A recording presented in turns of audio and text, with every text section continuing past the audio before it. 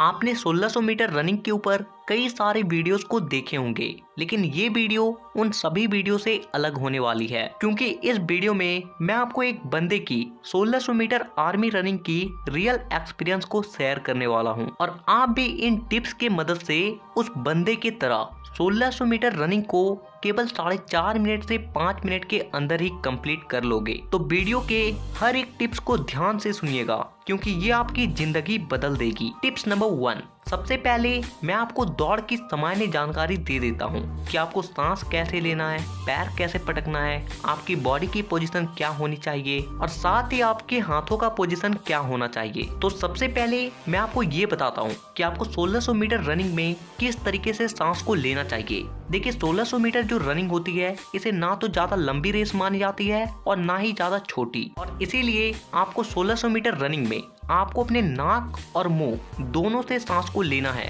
लेकिन कैसे लेना है उसे ध्यान से सुनो। आपको अपने नाक से 70% सांस को लेना है और 70% सांस को छोड़ना है, और बाकी का जो 30% है वो आपको अपने मुंह से लेना है और छोड़ना है। अगर आप इस तरीके से सांस को लेते हो तो आप 1600 मीटर रनिंग को फुल स्टेमिना के साथ दौड़ पाओगे। आप में से बहुत से लोग गलती क्या करते हैं कि जब आप लोगों को कह दिया जाता है कि आपको अपने मुंह और नाक दोनों से सांस को लेना है, तो आप में से अधिकांश लोग अपने मुंह से ज्यादा सांस लेते हैं और नाक से कम, और इससे होता क्या है कि आपकी सांसें जल्दी फूलने लगती है, आपका बॉडी जल्दी थक जाता है और आपकी स्टेमिना लेवल काफी जल्दी ही कम हो जाती है, और जिससे आप 1600 मीटर रनिंग को सही समय पर कंप्लीट नहीं कर पाते हो। इसलिए ध्यान रहे कि आपको अपने नाक से 70% सांस लेना है और 30% अपने मुंह से, यानी कि मुंह सिर्फ आपका सपोर्ट के लिए होगा, आपको मुंह से सांस नहीं लेना है, आपका मुंह सिर्फ सपोर्ट के लिए है। अब बात करते हैं कि आपको पैरों को कैसे पटकना है,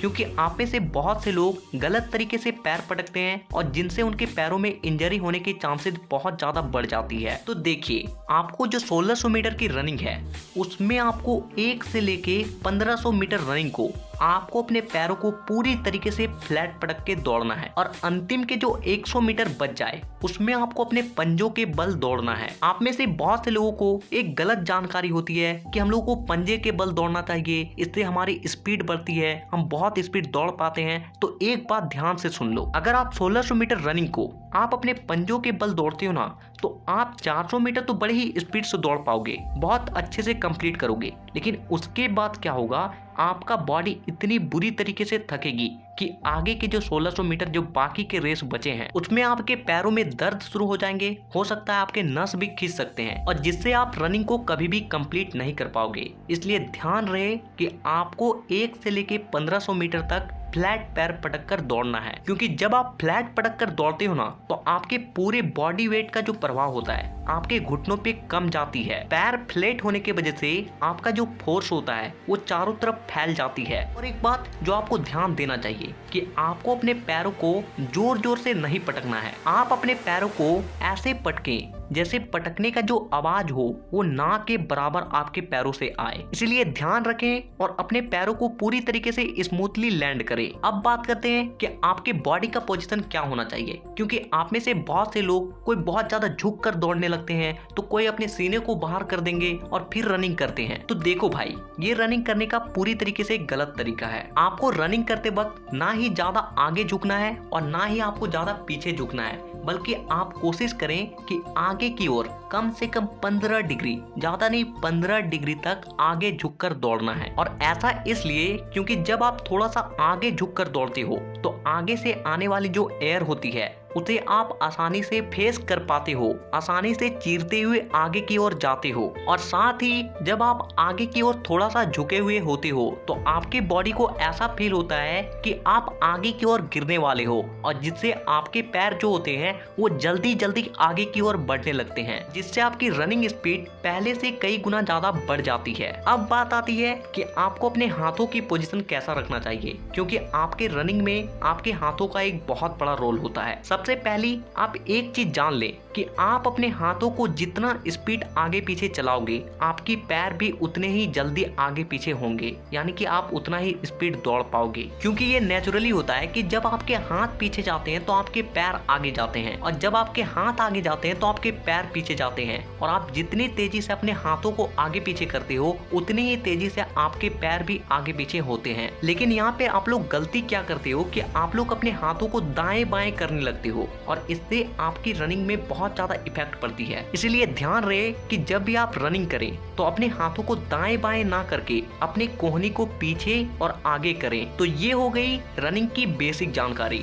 टिप्स नंबर 2, आपको 1600 मीटर रनिंग की तैयारी करने से पहले आपको जो सबसे पहली चीज करनी है वो है आपको एक टारगेट बनाना है कि मुझे 5 मिनट या 4.5 मिनट में 1600 मीटर रनिंग कंप्लीट करनी है। अब आपने एक टारगेट बना लिया कि मुझे 5 मिनट या 4.5 मिनट में 1600 मीटर की रनिंग को कंप्लीट करनी है। अब आपको दूसरी चीज जो करनी है वो आपको अपने ग्राउंड को देखना है कि आपका जो ग्राउंड का ट्रैक है वो कितने मीटर का है। जस्ट एग्जांपल मान लेते हैं कि आपका ग्राउंड का एक चक्कर 400 मीटर का है, यानी कि आपको 1600 मीटर कंप्लीट करने के लिए 4 चक्कर लगानी है। अब आप कैलकुलेट करो कि आप एक राउंड कितने मिनट में लगाओ कि जिससे आप 5 मिनट में 1600 मीटर की रनिंग को कंप्लीट कर सको। अगर कैलकुलेट करते हैं तो लगभग मिनिमम 1 मिनट 15 सेकंड आता है। अगर आप 1 मिनट 15 सेकंड में एक राउंड लगा लेते हो तो आप 5 मिनट में इजीली 1600 मीटर कंप्लीट कर पाओगे। तो देखिए आपको टारगेट क्या रखना है। मैं चारों राउंड का टारगेट बताता हूँ। आपका जो पहला राउंड हो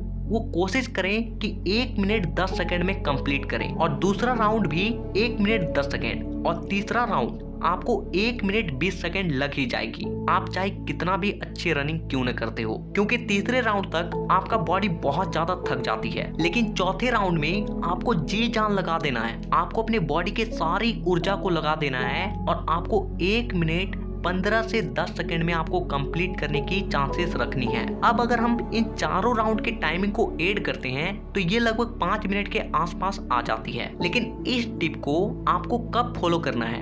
जब आपकी रनिंग के लगभग 1 मंथ पूरे हो जाएं। ये नहीं कि आज से ग्राउंड गया और आज से ऐसा करना शुरू। आपको ऐसा नहीं करना है, बल्कि आपको 1 मंथ पूरा पहले रनिंग की तैयारी करनी है। आपको 1600 मीटर रनिंग की तैयारी करनी है ना, तो आप 1600 मीटर रोज ना दौड़ें, बल्कि पहले के जो 1 मंथ हो ना उसमें आप कोशिश करें कि आप 3 से 4 किलोमीटर की रनिंग जरूर करें। ऐसा करने से क्या होगा कि आपकी स्टेमिना बनेगी, और जब आपकी 3 किलोमीटर की स्टेमिना बन जाएगी ना तो आप 1600 मीटर रनिंग को यूं चुटकियों में निकालोगे। इसीलिए कोशिश करें कि शुरू के 1 मंथ ज्यादा से ज्यादा रनिंग करें, ज्यादा से ज्यादा रेपिटेशन लगाएं, चाहे वक्त कितना भी लग जाए, लेकिन आपको रेपिटेशन बढ़ाते रहना है 1 मंथ तक। और फिर आपको 1 मंथ के बाद अपने आप को चैलेंज करना है, और ये जो टाइमिंग मैंने पहले बताया इस टाइमिंग को आपको अपने ग्राउंड पे अप्लाई करनी है और रनिंग को कंप्लीट करना है। और मैं आपको ये गारंटी देता हूँ कि इस चीज को आप पूरी ईमानदारी से फॉलो कर लेते हो ना तो इस बार वर्दी आपकी। तो एक बार कमेंट में जय हिंद के साथ अपने नाम के साथ इंडियन आर्मी जरूर लिखें अगर आप इस बार ही सिलेक्शन लेना चाहते हो तो। टिप्स नंबर 2,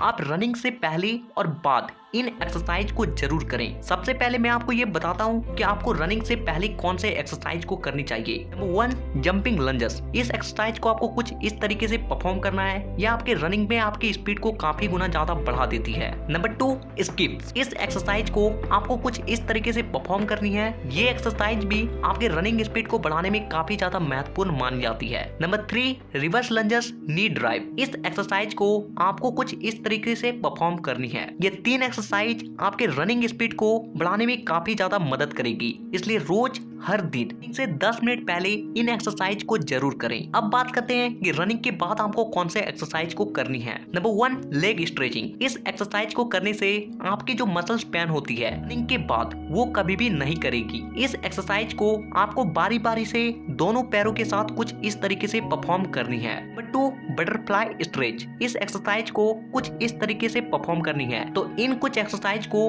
आपको रनिंग के बाद और पहले जरूर करनी है। इससे आपकी रनिंग स्पीड भी बढ़ेगी और साथ ही साथ रनिंग के वक्त जो आपकी बॉडी में पेन होती है, आपके पैरों में पेन होती है, वो कभी भी नहीं होगी। Tips number 4, diet. आपका खान पान आपके रनिंग में बहुत महत्वपूर्ण भूमिका निभाती है, क्योंकि आप जो खाते हो उसी से आपको एनर्जी मिलती है और आप उसी एनर्जी से दौड़ते हो। तो मैं आपको कुछ चीजों का नाम बताता हूँ जिसे आप अगर फॉलो करते हो तो इससे आपकी रनिंग करने में बहुत ज्यादा मदद करेगी। सबसे पहली चीज, ज्यादा से ज्यादा पानी पिए। ज्यादा पानी पीने से आपके जो सेल्स होते हैं वो अच्छे तरीके से हाइड्रेट होते हैं और जिससे आपकी बॉडी में फुर्ती आती है और आप बड़े ही आसानी से रनिंग कर पाते हो। दूसरी चीज जो लेनी है वो है चना, कच्चे चने और गुड़। ये डाइट भले ही पुराना है लेकिन सबसे काम की डाइट है। चना आपके बॉडी में बहुत ज्यादा प्रोटीन देती है और साथ ही साथ इसमें कुछ ऐसे पोषक तत्व होते हैं जो आपके रनिंग इंक्रीज करने में बहुत काम आती है। और गुड़ आपके बॉडी के इंटरनल पार्ट को प्यूरिफाई करती है और जिससे आपके बॉडी में